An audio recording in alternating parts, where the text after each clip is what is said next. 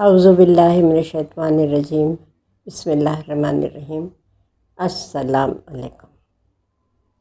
کیسے مزاج؟ الحمدللہ ہم لوگ بھی سب خیریت ہیں، اور آپ بھی، مجھے یقین ہے کہ آپ سب بھی خوش باش ہوں گے۔ آج بہت اہم موضوع ہے، اور وہ موضوع ہے شرم و حیا کا کردار ہماری زندگی پر۔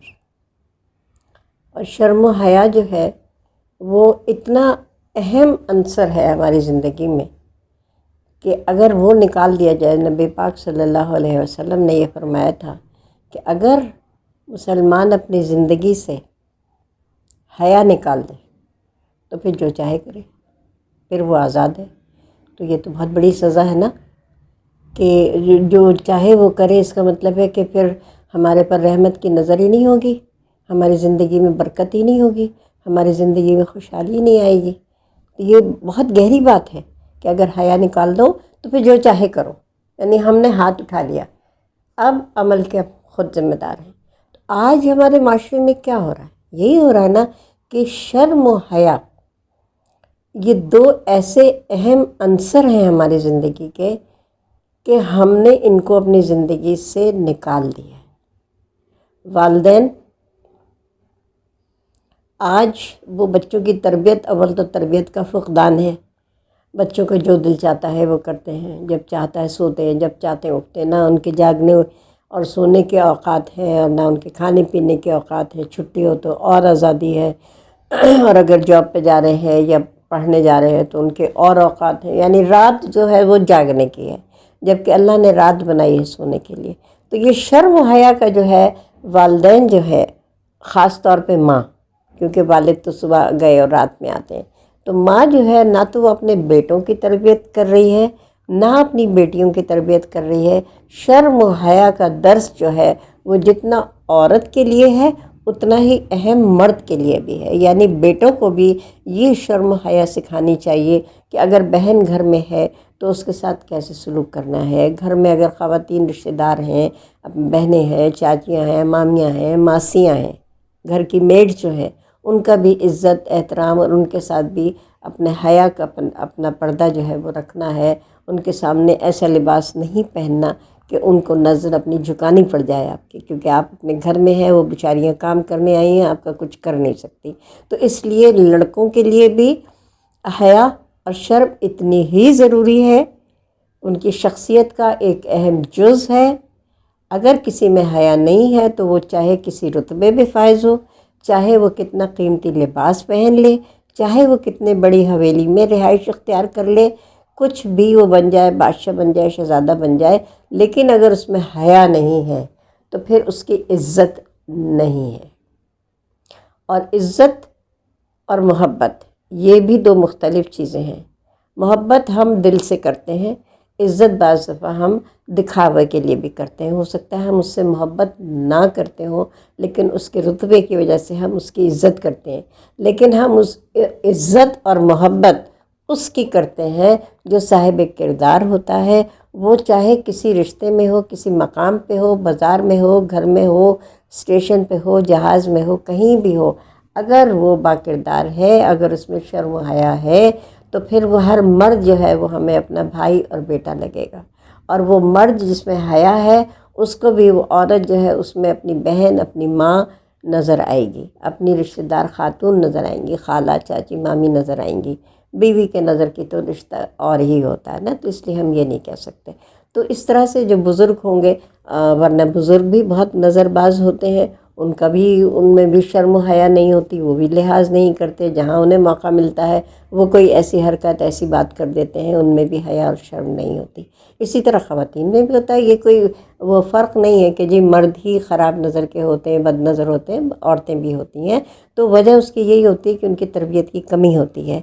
جتنی زیادہ لڑکی کے لباس کے اوپر توجہ ماں دینی چاہیے، دوپٹہ سلیقے سے اوڑھنا چاہیے، اور سر بھی ڈھکا ہوا ہونا چاہیے، اور سطر بھی ڈھکی ہوئی ہونی چاہیے۔ یہ تو ہمیں اسلام بتا رہا ہے نا۔ تو یہ لڑکیوں کو تربیت شروع سے دینی چاہیے کہ دوپٹہ کس طرح سے اوڑھنا ہے۔ لیکن آج دوپٹہ جو، آپ کو پتہ ہے، مجھے بڑی ہنسی آتی ہے، جو ہم ٹی وی میں دیکھتے ہیں یا عام زندگی میں بھی دیکھتے ہیں کہ دوپٹہ اڑتا ہے، لباس بہت قیمتی پہنا ہوا ہوتا ہے، تو اب دوپٹہ جو ہے اگر ہم نے صحیح سے اوڑھ لیا تو ہمارا لباس کیسے دکھے گا؟ دوپٹہ کہاں ہوتا ہے؟ اول تو آج کل ہے نہیں، فیشن نہیں رہا، بلا وجہ اتنا خرچہ کون کرے نا 2.5 گز کا دوپٹہ لے. تو دوپٹہ کہاں پڑا ہوتا ہے؟ اگر ہوتا بھی ہے تو وہ کندھے پہ پڑا ہوتا ہے. آپ کو پتہ ہے کندھے پہ کپڑا کون ڈالتا ہے؟ ہمارے جو نوکر ہوتے تھے نا ملازمین، ان کے کندھے پہ ہمیشہ جو ہے ایک صافی پڑی ہوتی تھی، تاکہ کہیں اگر مٹی ہے دھول ہے تو اس کی ڈسٹنگ کر دیں، صاف کر دیں، کہیں بھی لگا جالا لگ رہا ہے تو اس کو جھاڑ دیں. یعنی وہ کپڑا جھاڑن کہلاتا تھا، جھاڑن، جھاڑنے کے لیے. تو وہ نوکروں کے ہوتا تھا کندھے پہ پڑا ہوا. پٹھان کی چادر کی بات نہیں کر رہی میں، سندھی اجرک کی بات نہیں کر رہی میں، کیونکہ وہ تو بہت معزز لوگ ہوتے ہیں اور بڑی اس کو قدر کی نگاہ سے پٹھان کی چادر کو بھی دیکھا جاتا ہے اور اجرک کو بھی دیکھا جاتا ہے. لیکن وہ جھاڑن کی طرح جو ایک کپڑا جو یہ اپنے گلے میں، تو پہلے گلے میں ڈالتے تھے، پہلے سر پہ ہوتا تھا، پھر وہ کیا نام ہے دوپٹے کی شکل میں آیا، اس کے بعد وہ چن کے وہ ایک ڈوری کی شکل میں آیا، اور ڈوری کے بعد وہ ایک صافی جھاڑن کی شکل میں آیا، اور اب تو اس سے بھی نجات ہو گئی ہے. تو یہ چیزیں آپ جانتے ہیں کہ یہ بالوں کو ڈھکنا کیوں ضروری ہے خواتین کو؟ یہ سائنٹیفکلی پروو ہو چکا ہے، ثابت ہو چکا ہے کہ عورت کے بالوں میں سے ایک ایسی شعاعیں نکلتی ہیں، ایسی لہریں نکلتی ہیں جو اپوزٹ سیکس کو یعنی مرد کو جو ہے وہ اپنی طرف کھینچتی ہیں، میگنیٹ کی طرح کھینچتی ہیں. تو اس لیے یہ ضروری ہے، یہ حکم دیا گیا ہے کہ اپنا سر جو ہے وہ ڈھکیں دوپٹے سے. مجھے بھی عادت نہیں تھی کیونکہ میں نے شروع سے نہیں کیا تھا. اب میرے ویورز نے، میں ان کی بڑی مشکور ہوں، بڑی احسان مند ہوں کہ انہوں نے مجھے اس عمر میں سر پہ دوپٹہ اوڑھنا سکھا دیا ہے. تو یہ سر پہ دوپٹہ اوڑھنا بہت ضروری ہے، بہت لازم ہے.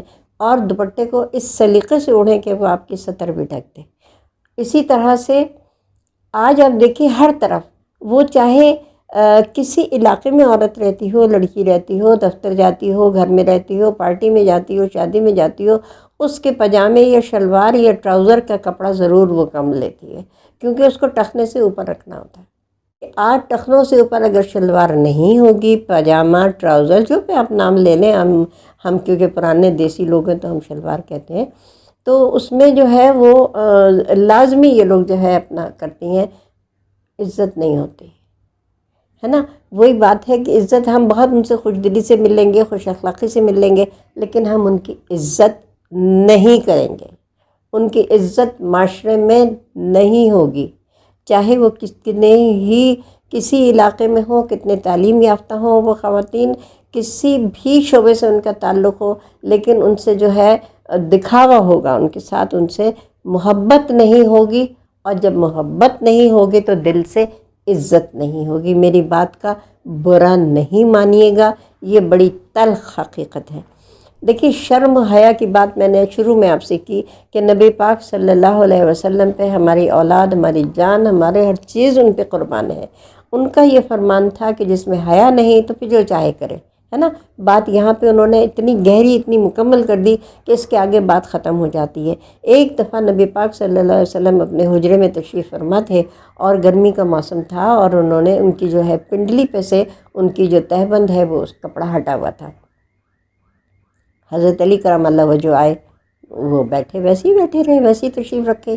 اس کے بعد وہ حضرت ابوبکر صدیق رضی اللہ تعالیٰ عنہ آئے، وہ آئے، تب بھی انہوں نے اپنے جو پنڈلی کھلی ہوئی تھی وہ اسی طرح سے روشن رہی، اور انہوں نے اس کو نہیں اس کے اوپر کپڑا ڈالا.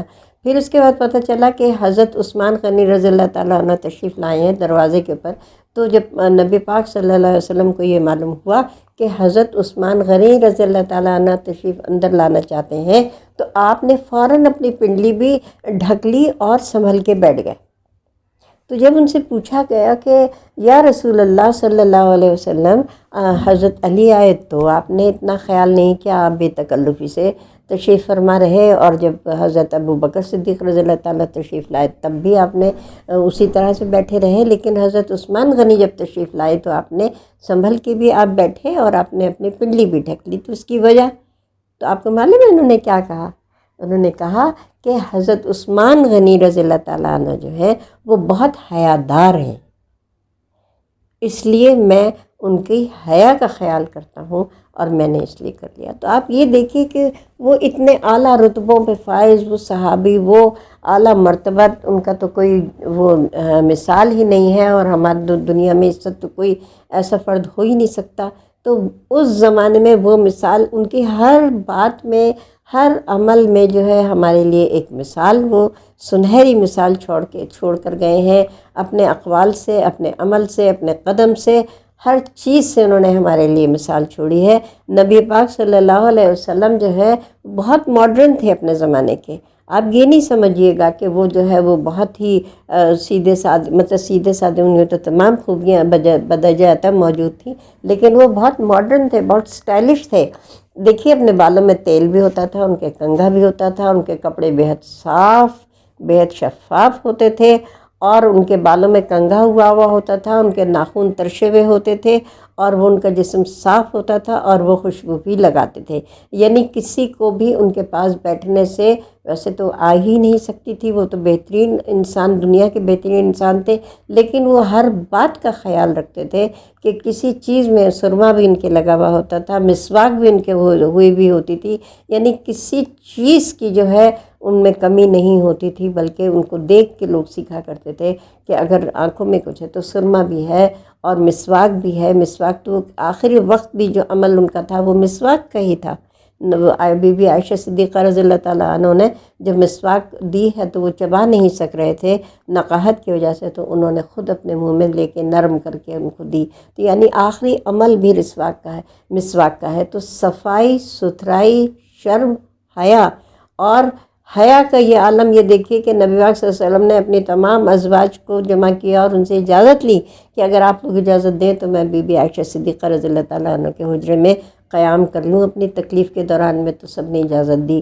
تو پھر وہ ان کے بی بی عائشہ صدیقہ رضی اللہ تعالیٰ عنہ کے حجرے میں آئے، اور جب آخری وقت تھا تو اس وقت انہوں نے سب کو اس حجرے سے جو کہا تھا، باہر جانے کے لیے کہا تھا، کیونکہ انہوں نے ان کے سینے کے پر اپنا سر رکھا تھا۔ تو یہ دیکھیے یہ ہے حیا۔ یہ ہمیں حیا جو ہے اس کا کتنا زرعی اصول ہے، کتنا زرعی سبق ہے کہ انہوں نے اپنے آخری وقت میں بھی اپنے عمل سے یہ ثابت کیا کہ حیا کی وجہ سے انہوں نے اپنے حجرے سے باقی جتنے بھی وہاں لوگ موجود تھے ان سب سے کہا کہ وہ باہر تشریف لے جائیں۔ تو ہماری ماؤں کا یہ فرض بنتا ہے کہ وہ اپنے بیٹوں کو بھی یہ سکھائیں کہ بہن کی، بیٹی کی، راہگیر کی، کسی بھی عورت کی کس طرح عزت کرنی ہے، لباس کس طرح پہننا ہے، کہ لڑکوں کے لباس میں بھی کوئی ایسی چیز نہ ہو کہ ان سے لڑکیاں جو ہے بے راہ روی پھیلے۔ اسی طرح لڑکیوں کا لباس بھی جو ہے وہ اتنا پروقار ہو کہ ان کو دیکھ کے ان لوگوں کے دل میں عزت پیدا ہو، اور ان کی نظریں خود بخود جو ہے وہ عزت سے اور شرم سے جھک جائیں۔ تو حیا کا جو ہے کم ہو جانا جو ہے وہ ہمارے معاشرے کی خرابی کا اور تنزلی کا جو ہے وہ وجہ بن گئی ہے۔ تو یہ اس کے پر غور ضرور کیجیے گا۔ میری کوئی بات کسی کو بھی اگر بری لگی ہو، تکلیف ہوئی ہو، تو میں آپ سے معافی مانگتی ہوں اور بہت معذرت چاہتی ہوں، لیکن اگر میں نہیں کہوں گی، میں اس عمر کے اس درجے میں پہنچ گئی ہوں کہ آپ سب میرے بچے ہیں، اور میں اپنے بچے ہی سمجھ کر آپ کو وہ بات بتاتی ہوں جو آپ کے فائدے میں اب بھی آئے گی اور بعد میں بھی آئے گی، اور شاید میرے لیے بھی صدقہ جاریہ بن جائے۔ تو اس کے ساتھ ہی آپ سے اجازت چاہتی ہوں۔